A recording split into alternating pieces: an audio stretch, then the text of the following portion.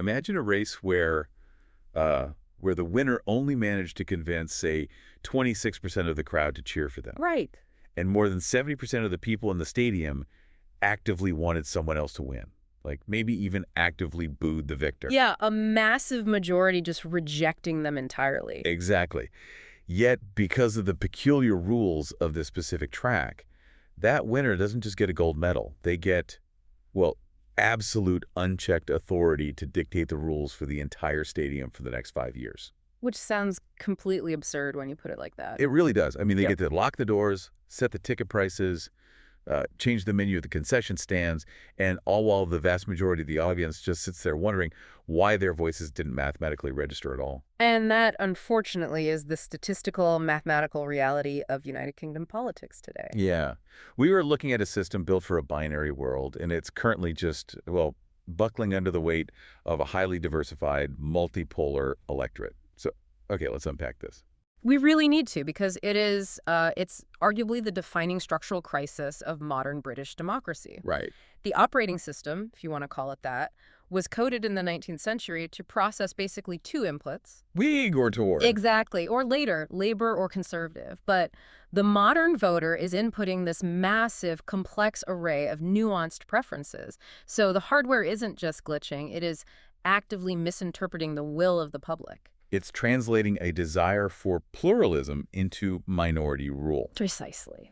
Well, we have an immense convergence of data on the table for you today to map out exactly how this operating system is failing. We aren't looking at this through just one lens. No, we've got a lot of ground to cover. Yeah, we have the latest macro-level polling averages from May 2026, compiled by the Electoral Reform Society. The ERS data is fascinating. It really is. And we're crossing that with intense local election forensics from the progressive think tank Compass. Plus, we've got the structural blueprints for how to actually rebuild the system from the Labor campaign for electoral reform. The LCER. Right. And to ensure we don't just get lost in the Westminster clouds, we are grounding this entire discussion in the neighborhood-level reality captured by a local politics analyst named Hisnap. Which is vital. You have to look at the local level. Absolutely. So our mission for this deep dive is to dissect the seismic shift currently fracturing UK politics. We're going to look at the unprecedented diversification of the electorate. The voters moving on. Yeah. We'll examine the glaring, almost pathological failure of party leadership to act on their own members' demands for voting reform. And finally, we're going to analyze the urgent argument from these analysts that British politics must fundamentally grow up. Transitioning from childish combat to mature cooperation. Exactly. Now, before we jump in, a quick note for you listening. Our sources today deal with highly charged political realities, analyzing both left-wing and right-wing parties, including Labour, the Conservatives, the Greens, and Reform UK. We cover the whole spectrum. We do. And we want to be absolutely clear that we are not taking any sides or endorsing any of these viewpoints. Our goal is strictly to impartially report on the ideas, data, and arguments contained in the original source material, helping you understand the landscape as these authors see it. Right. So to truly grasp the magnitude of the demand for a new political architecture, we really have to start by analyzing the spectacular fragmentation of the current electorate. The shattering of the two-party paradigm. Exactly. The data from the ERS proves that the traditional binary model hasn't just eroded, it has shattered completely. So let's look at that Ian Simpson data from April 2026. Yeah. Because the polling averages for the UK general election are, well, they're nothing short of a paradigm shift. Oh, wow. Reform UK is leading the pack at 26.4%. Right. Labour is trailing at 19.1%. The Conservatives are essentially tied with them at 18.6%. Which is just a historic collapse in itself. No, absolutely. And then you've got the Green Party polling a very strong 15.6%. And the Liberal Democrats are at 12.2%. What's fascinating here is the metric that matters most, which isn't who is in first place, it's the compression. The spread between them. Right, look at the spread.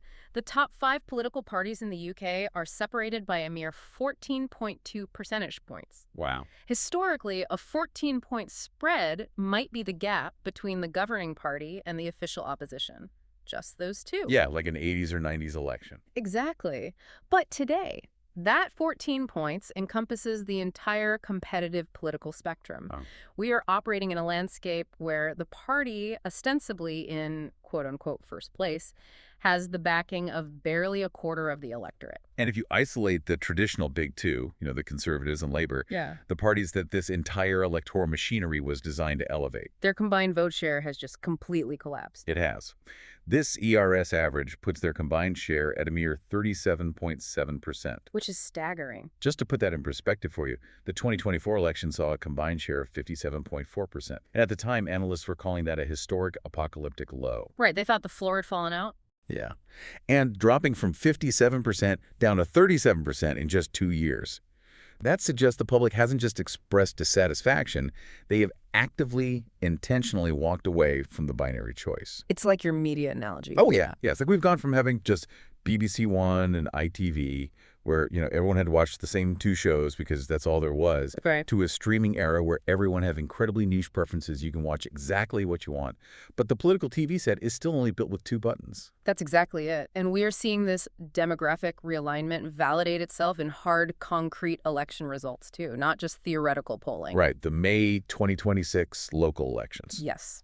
HisSnap's analysis of these results provides the forensic proof. So roughly 5,066 councillors were elected out of the UK's total 18,645. Okay. And this data highlights the massive acceleration of what's called the split ward phenomenon. The split ward is so fascinating to me because it proves this isn't just like protest polling on a phone call. It is intentional surgical voting behavior. They know exactly what they're doing. They do. Voters aren't just turning their backs on the major parties. They are actively curating their local representation. They walk into the ballot box and deliberately give, say, 1 seat to a Green, 1 to a Lib Dem, and 1 to Labor. It's a calculated diversification of their political portfolio. Exactly. But what happens when you take that behavior to the national level? Well, it demonstrates a sophisticated electorate utilizing a highly unsophisticated tool. The voters are attempting to engineer proportional representation manually at the local level. Right. They are signaling that they want a coalition of ideas, a mix of priorities.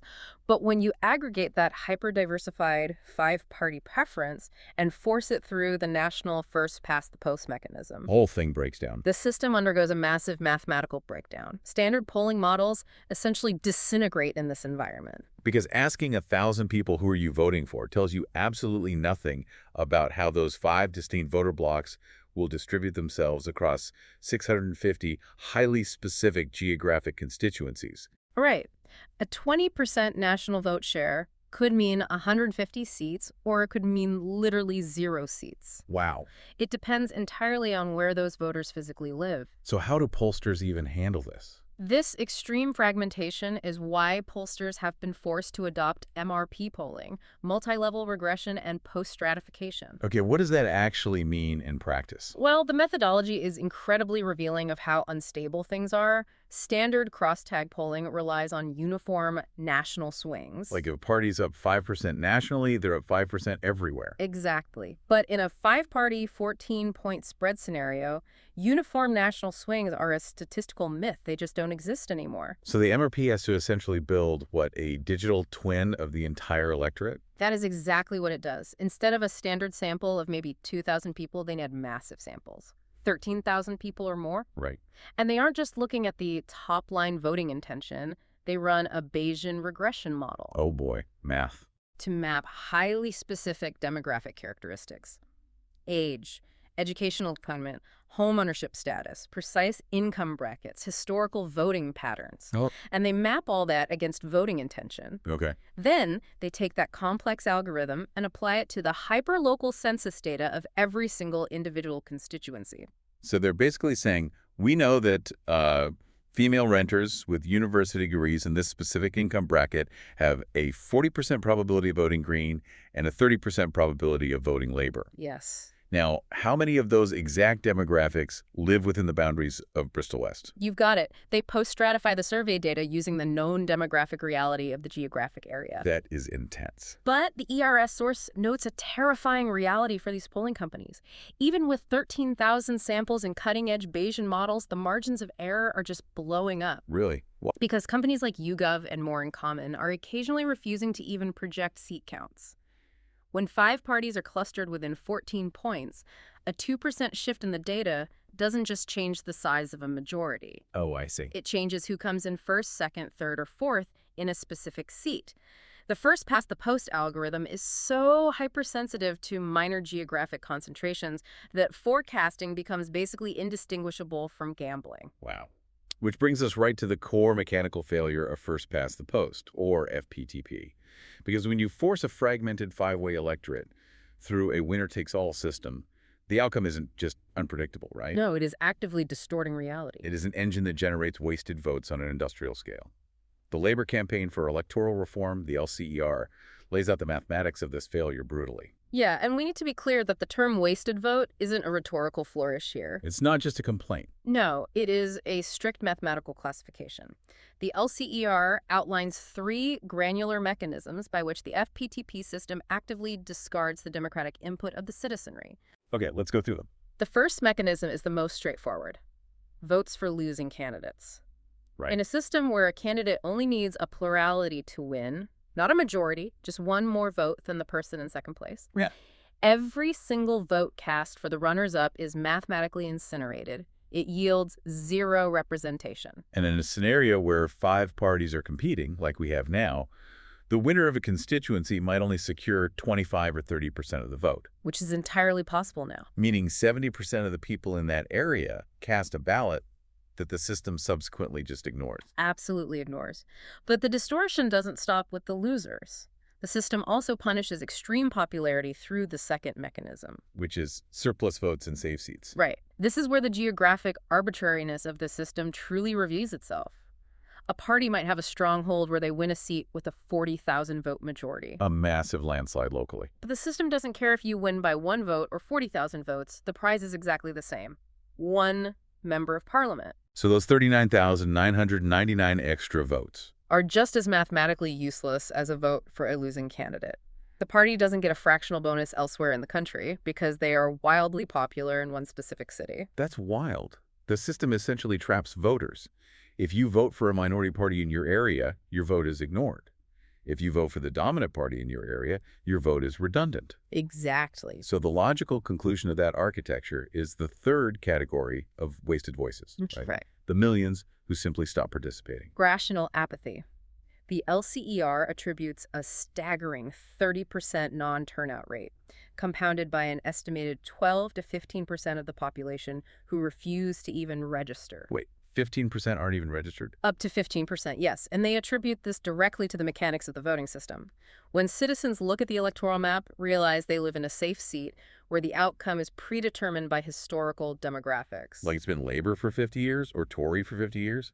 Exactly. They correctly calculate that their individual vote has 0 marginal utility. The system tells them their voice is irrelevant unless they happen to reside in one of a few dozen hyper-marginal swing constituencies. That 2015 general election provides the most glaring, undeniable proof of this mathematical breakdown. The LCER highlights the staggering disparity between the Scottish National Party and the UK Independence Party. This is the perfect example of the geographic distortion. Let's look at the raw numbers, because they frankly break the brain of anyone who assumes democracy equals proportional representation. Oh, absolutely. The SNP secured roughly 1.5 million votes. But because those voters were geographically condensed entirely within Scotland, they achieved incredible density in those specific constituencies. Right. The FPTP system rewarded those 1.5 million votes with 56 members of parliament. 56 seats, making them the 3rd largest party in Westminster with immense legislative leverage. Right. Now contrast that with UKIP in that exact same election. UKIP secured nearly 4 million votes. More than double the SNP. Yes, more than double. But because the UKIP vote was broad and shallow, spread relatively evenly across the entire geography of England and Wales, they routinely came in second or third. They lacked that localized density. Exactly. And the FPTP system rewarded those 4 million votes with exactly 1 member of parliament. 1 single MP. 4 million citizens, representing over 12% of the entire voting public, were granted 0.15% of the legislative power. It's just staggering. It is the ultimate demonstration that first past the post doesn't measure the popularity of an idea. It strictly measures the geographic density of its supporters. And we're seeing that exact same distortion weaponized against progressive voters right now. The Compass analysis of the 2026 local elections dug into the forensic data of over 800 local contests. The results there were infuriating for a lot of people. If you care about majority rule, yeah. Yeah. In those 800 contests, the progressive parties, so Labor, the Greens, the Lib Dems, collectively outpolled the right-wing parties. The sheer number of human beings voting for a progressive vision was larger. Right. Yet, the progressive bloc lost those seats. Because the progressive vote was split three ways, while the right-wing vote was unified under a single candidate. So the majority of the electorate voted for a left-leaning outcome, and the system handed the administrative power to the right-wing minority. The architecture of the ballot punished the voters for having nuanced, diverse preferences within a broader ideological spectrum. Now, I have to challenge this framing a bit, because the defenders of first past the post have a very established, deeply entrenched counter-argument. Yes, the strong and stable argument. You hear it every time electoral reform is debated. The argument goes, yes, the math is ugly. Yeah. Yes, minor parties get mathematically crushed. But we do not design electoral systems purely for proportional fairness. We design them to produce strong, decisive, single-party governments. Right. We sacrifice perfect proportionality to avoid the perpetual legislative gridlock, backroom dealing, and weak coalitions that plague European parliaments. So is mathematical purity worth the cost of an unstable government that can't even pass a budget? It is the ultimate pragmatic defense.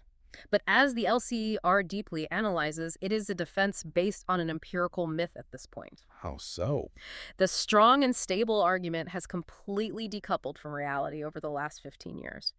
First past the post is no longer reliably delivering single-party majorities. Oh, that's true. In the 4 general elections leading up to the data in these sources, 2 resulted in fragmented governments anyway. Right, the 2010 coalition. Exactly. The formal conservative liberal Democrat coalition in 2010 and the precarious conservative DUP confidence and supply arrangement in 2017. So the system is failing its primary pragmatic justification. It is delivering the coalitions it was supposedly designed to prevent. Exactly. But the LCER goes further. They argue that when FPTP does deliver a massive single-party majority, it often creates a false, highly brittle form of stability. Like when? Look at the 2019 election. The Conservatives secured an overwhelming 80-seat majority. They had absolute unchecked power in the House of Commons. They could pass any legislation they desired. However, they secured that absolute power on under 44% of the popular vote. Meaning 56% of the country, a clear, undeniable majority of the voting public, actively cast a ballot against the government. And that is where the concept of stability breaks down. When a government with a minority mandate pushes through sweeping, generational, highly partisan legislation, it doesn't breed stability. It breeds resentment. Deep societal resentment. It fosters a crisis of legitimacy. True, enduring democratic stability does not come from an artificial parliamentary supermajority. It comes from broad negotiated consensus. Right. When a system repeatedly forces the majority of the population to live under a government they actively voted against, the citizens don't just get angry at the politicians, they start questioning the validity of the democratic architecture itself. Which perfectly transitions us into the most maddening disconnect in this entire narrative. The party leadership. Yes. We have a mathematically broken system. We have an electorate that has clearly diversified beyond the binary model. The public recognizes the failure. The base of the major parties recognizes the failure. But the people at the top. The leadership at the top remains violently opposed to reform. We are witnessing an intense structural disconnect between the grassroots membership and the elite leadership, specifically within the Labor Party. The polling and internal party data provided by the ERS and Compass paint a picture of a party fundamentally at war with its own base over the very definition of democracy. Wow. If we look at the grassroots, the demand for proportional representation is overwhelming. The British Social Attitudes Survey data cited by the ERS shows that a staggering 61% of Labour supporters want to change the electoral system. 61%. Yes. Only 34% wish to retain first past the post. And this isn't just passive polling preference like answering a survey. This is organized institutional demand. In September 2022, the Labour Party Conference, which is the sovereign democratic body of the party's membership, held a historic vote and officially backed a manifesto commitment to introduce proportional representation. They formally demanded the abolition of FPTP. Exactly.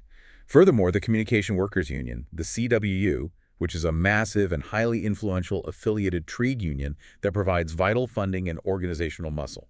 Huge structural importance to the party. They recently voted to explicitly back PR as well, You have the voters, the card-carrying members, and the financial backers all screaming for structural change. Yet the response from the leadership is one of absolute entrenchment. Makes no sense. The Compass source provides a blistering assessment of how the Labor Prime Minister reacted to the devastating results of the 2026 local elections. Oh, this was wild. Rather than acknowledging the structural fragmentation of the progressive vote and pivoting toward electoral reform, the Prime Minister announced his intention to, quote, go on for another decade. Compass calls that denial, not resilience. And frankly, it is baffling. It is. If your entire organizational infrastructure, your major donors, and a supermajority of your voters are demanding you change the locks on the doors, why does the leadership fiercely defend the old keys? Why are they willing to suffer catastrophic local losses just to protect first past the post? If we connect this to the bigger picture, to understand that psychology, you have to look backward. Okay, history lesson. Yes, the LCER provides vital historical context that frames FPTP not as a modern political choice, but as an ancient, unreformed relic of entrenched elite power. Wow. We have to trace a lineage back to the 1832 Great Reform Act. Right, because before 1832, the concept of a democratic mandate in the UK was practically non-existent. It was an aristocratic cartel. Before the 1832 Act, the electoral landscape was defined by rotten boroughs. I remember learning about these. You had places like Old Sarum, which had essentially been abandoned for centuries, reduced to literally a grassy hill. Yet it still returned 2 members of parliament because a wealthy landowner controlled the deeds to the land. And meanwhile, you had actual cities getting nothing. Exactly. Massive, booming industrial powerhouses like Manchester and Birmingham, overflowing with hundreds of thousands of citizens, had absolutely zero representation in the House of Commons. Crazy. And you had pocket boroughs, where a single aristocratic patron simply dictated who the local MP would be, treating parliamentary seats as inheritable property. So the 1832 Act, which was driven by the intense fear of outright revolution following events like the Peterloo Massacre, it finally forced the elite to cede ground. They're terrified, yes. They began dismantling the rotten boroughs and slowly expanding the franchise. Over the next century and a half, property requirements were abolished, women fought for and won the right to vote, and the concept of universal suffrage was finally realized. But, and this is the profound insight from the LCER, throughout all those massive systemic upheavals, one single crucial mechanism survived completely untouched. First past the post. The first passed the post algorithm itself. They changed who could vote, and they changed where the boundaries were drawn, but they never changed the winner-takes-all math. FPTP is the last surviving vestige of a pre-democratic 19th century oligarchy. So why does the modern labor leadership, a party theoretically born out of the working-class struggle against that exact oligarchy, defend this relic? Because of the internal coalition theory of major parties. What's that? In a proportional system, ideological groups form their own distinct parties. A socialist party, a centrist party, a green party, and they negotiate coalitions after the election. Right, like in Germany or Scandinavia. But because FTTP mathematically annihilates small parties, the UK system forces wildly different ideological factions to form a strained, highly volatile coalition before the election under a single broad party banner. Okay, so the Labour Party is essentially a forced marriage between democratic socialists, centrist neoliberals, and trade union traditionalists. Entirely because none of them could survive the FPTP math on their own. That makes a lot of sense. And the leadership of these massive, unwieldy conglomerates becomes addicted to the gamble of first past the post. I like the odds. They know the math is distorted, but they also know that if the geopolitical dice roll perfectly, FPTP will occasionally hand them 100% of the legislative, executive, and administrative power on a mere 40% of the popular vote. Ah, the ultimate prize. They become addicted to the prospect of absolute dictatorial authority over the legislative agenda. They would rather endure 10, 15, or 20 years of painful, grinding defeat in opposition, suffering under right-wing governments they despise, simply to keep the dream alive that one day they will hit the FPTP jackpot and get to rule like kings. Wow. They prefer 100% of the power, 40% of the time, over sharing 50% of the power 100% of the time. Precisely. It is a toxic addiction to the winner-takes-all gamble. But while the leadership digs its heels in, the grassroots and the reformers are actively engineering the replacement. They're drafting the blueprints. Yeah, we've established that FPTP is a mathematical failure and a historical relic. So what is the alternative reality? The sources, particularly the LCER, emphasize that proportional representation isn't a single off-the-shelf product. No, it's not just one thing. It is a family of highly diverse mathematical systems. And the specific mechanics of the system you choose dictate the psychological behavior of both the voter and the politician. Interesting. The LCER breaks down the three primary models of PR being debated right now, and we need to understand the granular math behind each one to see how they change that behavior. Okay, let's start with the list systems. This is the model heavily utilized across mainland Europe. Right. The list system is perhaps the most mathematically pure form of proportionality. Rather than dividing the country into hundreds of tiny local constituencies, you have massive regional districts, or you even treat the entire nation as one single district. Like Israel does, I think. Yes. Parties publish a list of their candidates in ranked order. When you vote, you cast your ballot primarily for the party itself. So if a region elects 20 MPs, and the Green Party secures exactly 30% of the popular vote in that region, the math is incredibly simple. Yep. They're awarded exactly 30% of the seats, which is 6 MPs. They take the top 6 names off their published list and send them to Parliament. Precisely. Now, this breaks down into closed lists and open lists. Okay, what's the difference? In a closed list, the party elites, the Central Committee, they dictate the exact ranking of the candidates. You, as the voter, have zero say in which specific human beings get those 6 seats. You only vote for the party brand. Oh. This gives immense disciplinary power to the party bosses. If an MP rebels or steps out of line, the boss just moves them down to position 40 on the list for the next election, guaranteeing they lose their job. Which sounds like a nightmare for independent thought. It really is. But the open list fixes that, right? It does. In an open list, the voter can actually alter the ranking. You vote for the party, but you also put a mark next to your preferred specific candidate on that party's list. Oh, nice. So if enough voters preference the person at the bottom of the list, they mathematically leapfrog to the top and secure a seat. It returns power to the voter. Okay.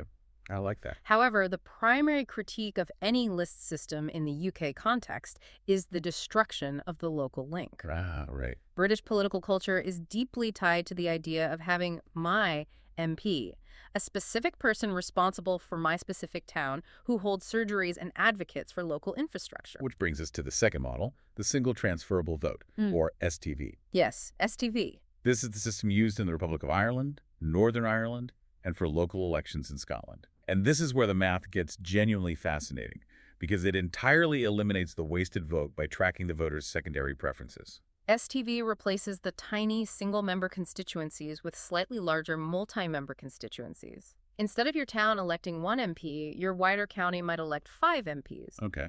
But the radical shift happens on the ballot paper itself. You don't just place a single X, you rank the candidates. 1, 2, 3, 4, 5. And you can cross party lines. Like, I could rank a moderate conservative as my number 1, a centrist liberal Democrat as my number 2, and a local independent candidate as my number 3. Exactly. Now, to understand how this eliminates wasted votes, you have to look at how the votes are counted using a mathematical threshold called the Droop quota. The Droop quota. Yeah. To win one of those 5 seats, a candidate doesn't just need a plurality. They need to hit a highly specific mathematical quota based on the total number of votes cast divided by the number of seats available plus 1. Okay, let's do an example. Let's imagine the quota to win a seat is 10,000 votes. If your first choice candidate is wildly popular and receives 15,000 first preference votes under FPTP, those extra 5,000 votes are dead surpluses. They are wasted. Right. But under STV, the system recognizes that surplus. The counting officials mathematically transfer those 5,000 surplus votes to the candidates marked as the voters' second choices. But how do they decide which ones to transfer? They do it fractionally. If 15,000 people voted for candidate A and 33% of those votes are surplus, then every single second preference vote on all those 15,000 ballots is transferred to candidate B at a value of 0.33. Wow, it's astonishingly precise. It is. It ensures that the absolute maximum number of voters contribute directly to the election of a candidate. And the same thing happens at the bottom, right? Yes. If your number 1 choice comes in dead last and is eliminated, your ballot isn't thrown in the bin. The officials look at your number 2 choice and transfer your full vote to them. The counting process is a continuous loop, eliminating the lowest performing candidates from the bottom, transferring their votes upward, and skimming the surplus votes from the top candidates, transferring them downward. Until what? Until all 5 seats are filled by candidates who have mathematically proven they possess broad support across the electorate. It is an incredibly dynamic system that almost guarantees every single voter can point to at least one of their local MPs and say, my vote actively contributed to placing that person in power. It is elegant, but it is undeniably complex to count. Which leads us to the third system, the one heavily favored by many within the LCER. The additional member system. Right, AMS. This is the hybrid model. It's the system currently running the Scottish Parliament, the Welsh Senate, and the German Bundestag. It is designed to be a compromise between the mathematical fairness of PR and the traditional British desire for a hyperlocal constituency MP.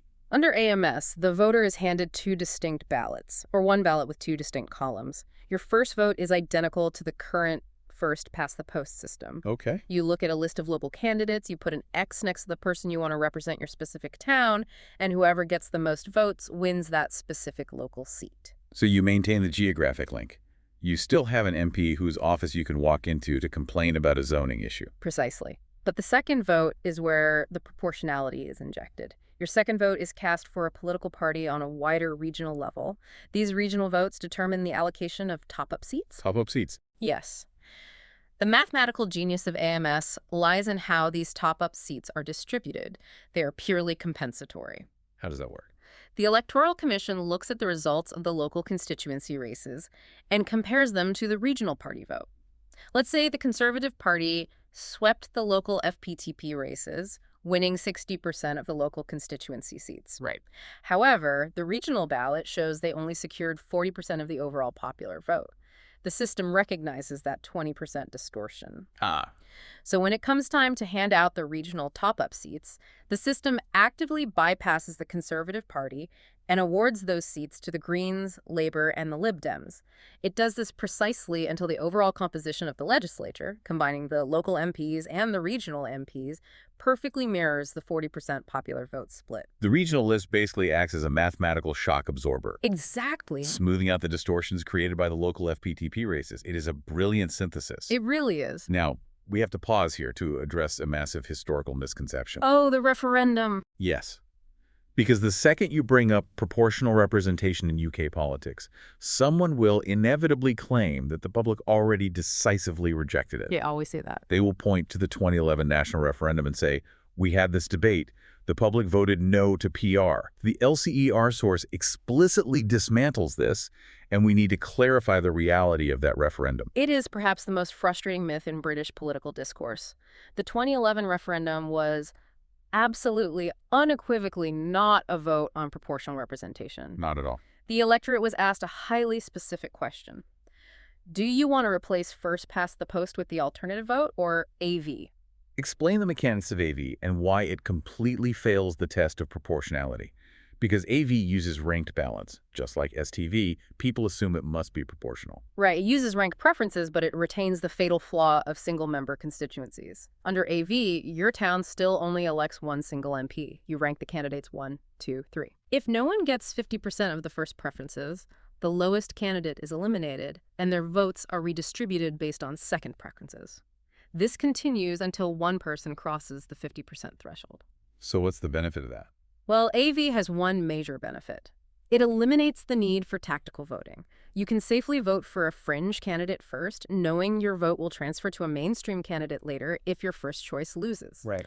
But, and this is the critical failure, AV does not produce a proportional parliament.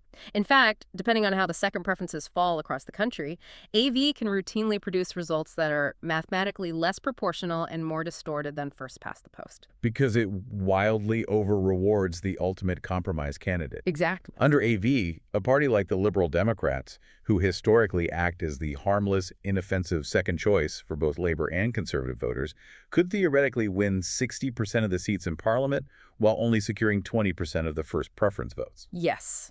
It manufactures massive artificial supermajorities for the centrist blob. It completely violates the core principle that the composition of Parliament should reflect the primary ideological desires of the public. The LCER notes that AV was considered such a fundamentally flawed system for a national legislature that many of the most passionate, lifelong advocates for genuine proportional representation actively refused to campaign for it in 2011. They wouldn't even touch it. They viewed it as a miserable compromise that would only discredit the broader reform movement. So, to be completely clear for you listening, the UK electorate has never been offered a referendum on genuine proportional representation. Never. And this brings us to a really fascinating psychological analysis within the LCER source material. We've spent a lot of time on the mathematics of how seats are allocated. A lot of math. But the LCER argues that changing these mathematical formulas fundamentally alters the entire psychological architecture of a political campaign. Here's where it gets really interesting. Right. Let's look at how politicians behave right now under FPTP.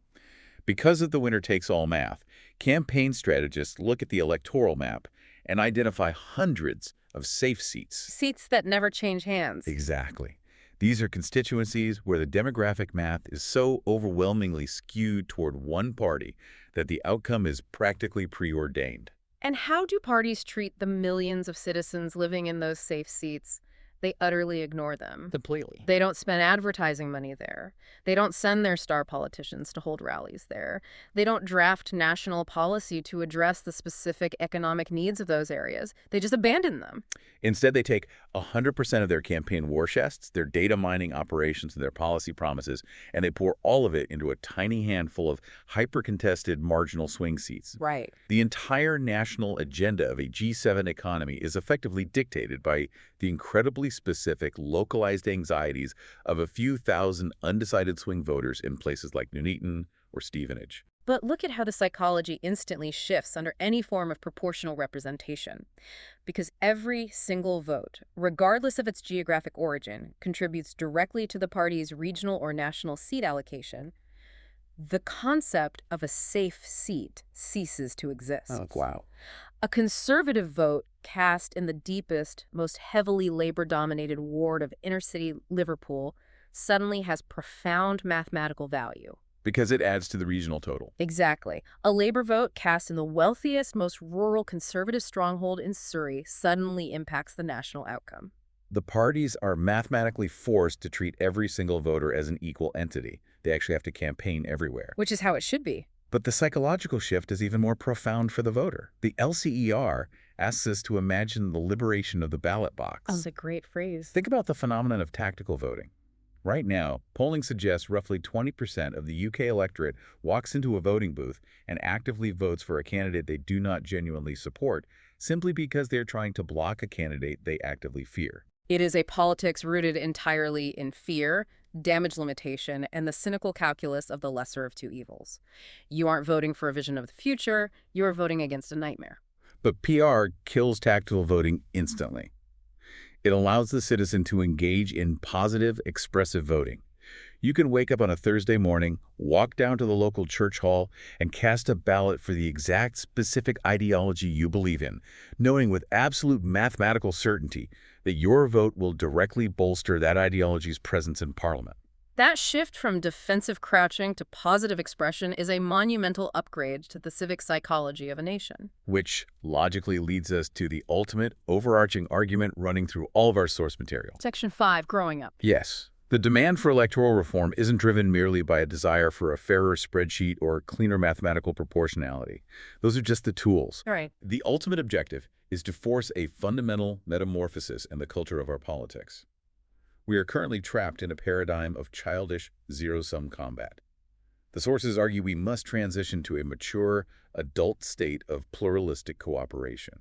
The LCER source is incredibly sharp in its critique of how first-past-the-post actively breeds a deeply toxic yaboo culture within the House of Commons. The shouting and jeering. Exactly.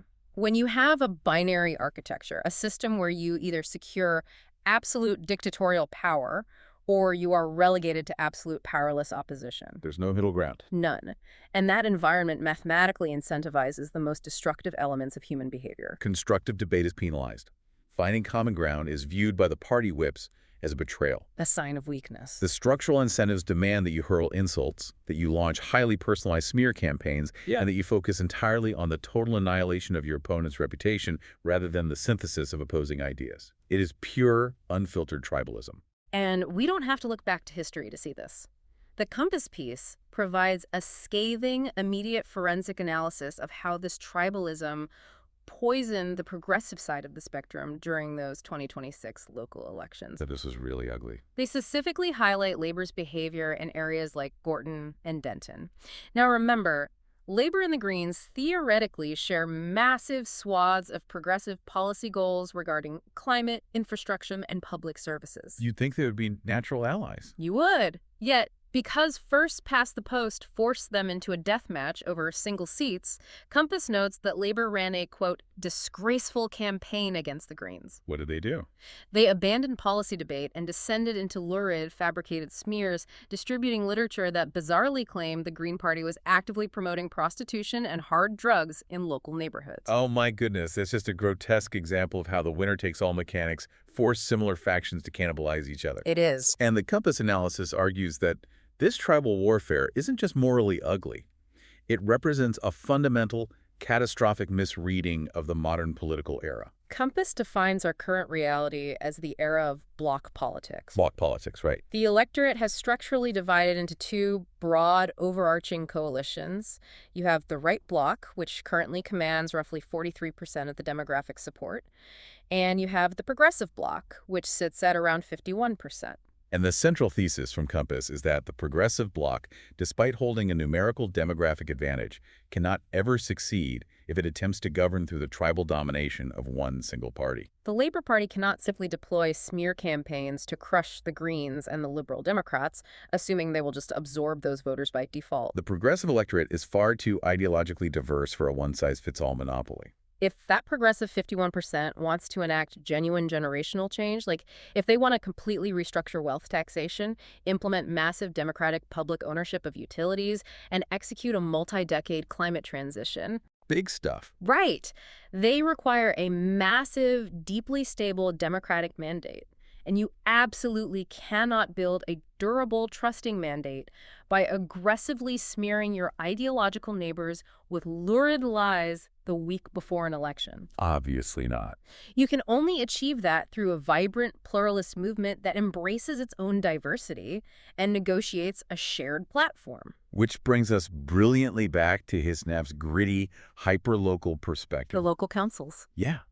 Because while Westminster is trapped in this performative combat, Hisnap points out that effective local governance already requires the exact kind of mature cooperation that PR would enforce nationally. Hisnap makes a beautiful distinction between the good local councilor and the bad local councilor. Let's hear it. A good councilor, regardless of whether they wear a red rosette, a blue one, or a green one, fundamentally understands that their primary job is administrative reality. They have to get the potholes filled, ensure the social care budget's balanced, and make sure the bins are collected. To achieve that in a split council, they are forced to walk across the room, sit down with their political rivals, look at the municipal budget, and negotiate a pragmatic compromise. They practice adult politics because the physical reality of local infrastructure demands it. Exactly. But the bad councilors, according to ISNAP, are the ones who treat the local council chamber like a miniature, pathetic replica of the House of Commons. Oh, I've seen videos of this. They ignore the local zoning issues and instead waste hours yelling at each other, grandstanding about highly partisan, macroeconomic, national topics that a local council has absolutely zero jurisdictional power to influence. They prioritize tribal point scoring over administrative delivery. Yes. First past the post essentially operates like an outdated operating system that forces politicians to behave like highly aggressive day traders, constantly screaming and elbowing each other out of the way for momentary fractional gains because the system dictates that only one person gets to ring the bell. That's a great way to put it. Proportional representation changes the entire architecture of the room.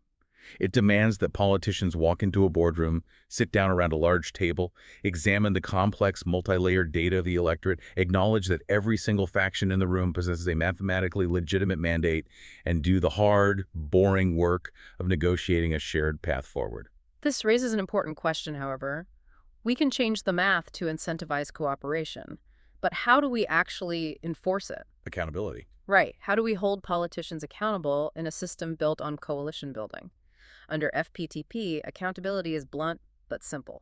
If the government fails, you vote the ruling party out and give absolute power to the opposition. You throw the bums out. But in a PR coalition system where multiple parties share power, accountability can become diffused.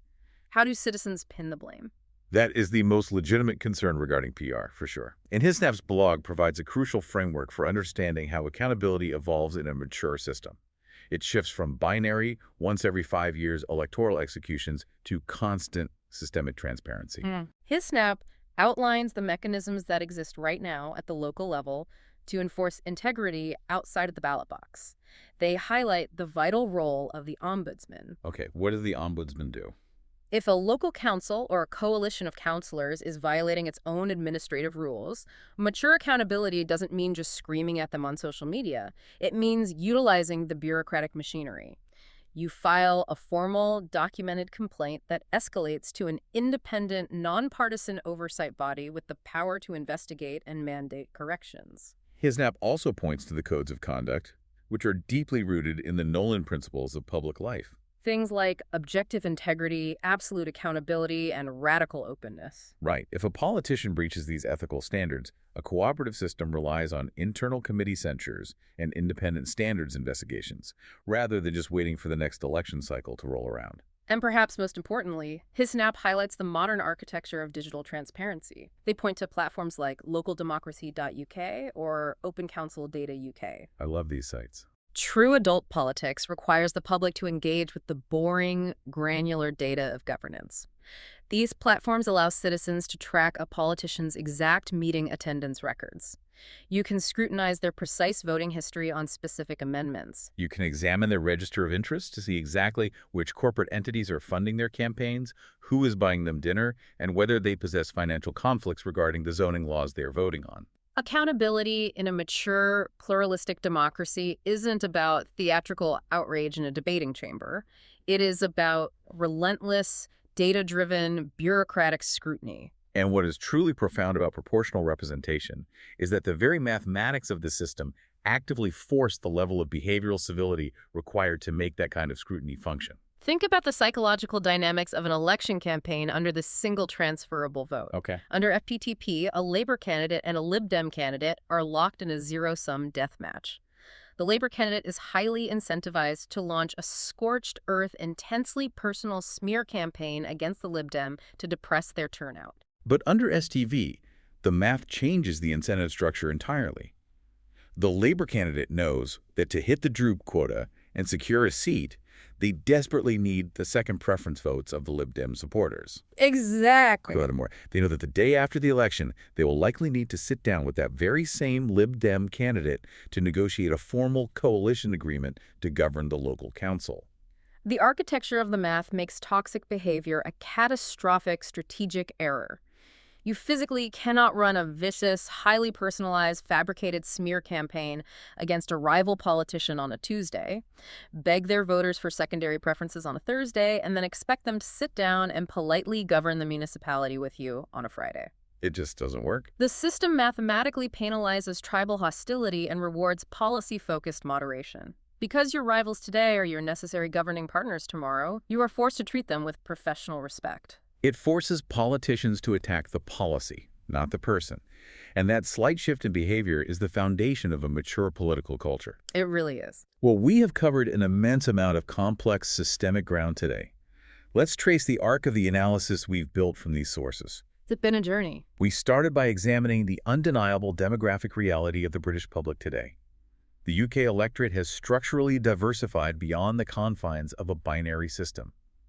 We are a complex, multi-party reality, evidenced by advanced MRP polling showing 5 distinct parties compressed within a 14-point spread.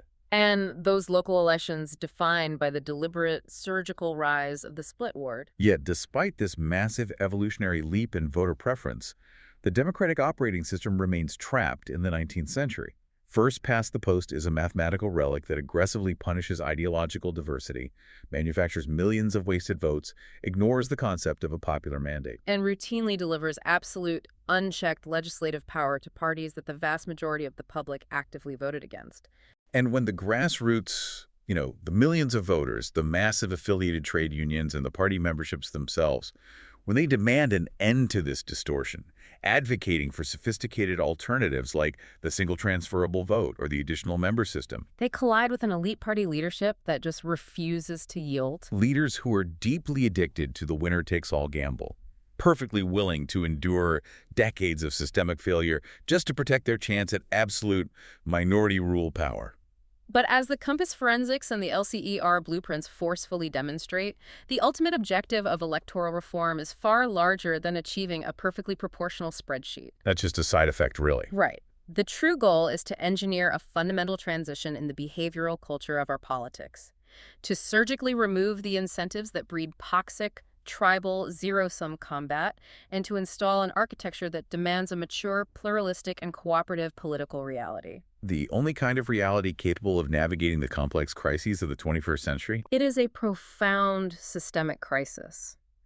And the source data makes an overwhelmingly compelling case that until we literally rewrite the mathematical architecture of the voting system, the toxic behavior of the politicians operating within it will remain stubbornly, infuriatingly exactly the same. Which is pretty depressing, but necessary to understand. Yeah.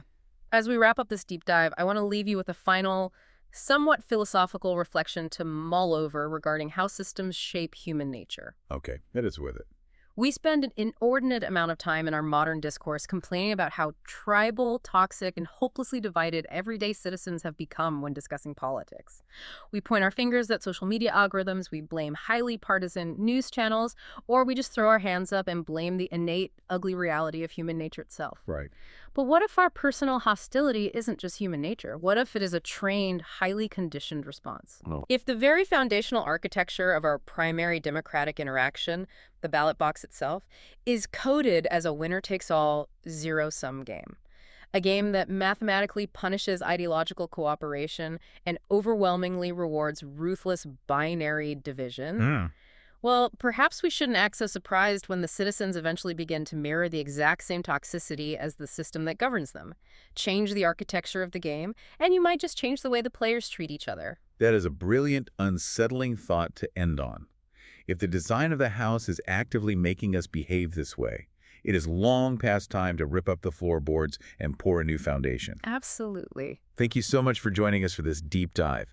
We encourage you to keep questioning the invisible structures around you, to look past the daily theatrical combat of Westminster, and to keep exploring the deep mathematical realities of how our democracy actually functions or fundamentally fails to. Until next time.